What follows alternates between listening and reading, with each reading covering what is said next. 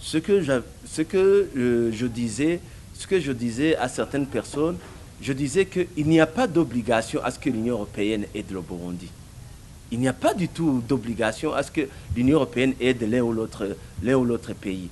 Mais si elle refuse, le Burundi n'aura pas d'autre choix que de se tourner vers d'autres partenaires, d'autres pays, que ce soit des pays de l'Europe ou bien les pays de l'Asie ou même les pays d'autres pays frères de l'Afrique.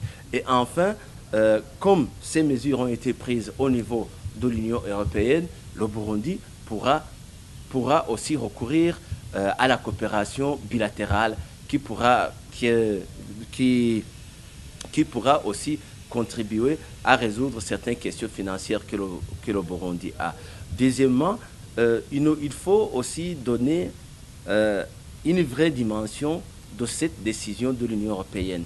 Si l'Union européenne dit qu'elle va rester aux côtés du Burundi, notamment en continuant à assister, à donner des aides au niveau humanitaire, ou bien en restant aux côtés de la population, ou bien en faisant passer les aides par les ONG, je pense que c'est une ouverture, tout n'est pas fermé, c'est une ouverture qui reste, je dirais, qui donne les possibilités d'explorer aussi pour reprendre une bonne coopération. Deuxièmement, dans la mesure qu'ils ont prise, ils ont dit qu'ils vont chaque fois évaluer la situation tous les 6 mois. Ceci aussi confirme que tout n'est pas fermé. Et enfin, ce que je pourrais dire, c'est que l'Union européenne ne doit pas imaginer qu'elle peut contourner le gouvernement du Burundi en donnant de l'argent, en faisant passer des aides dans les ONG.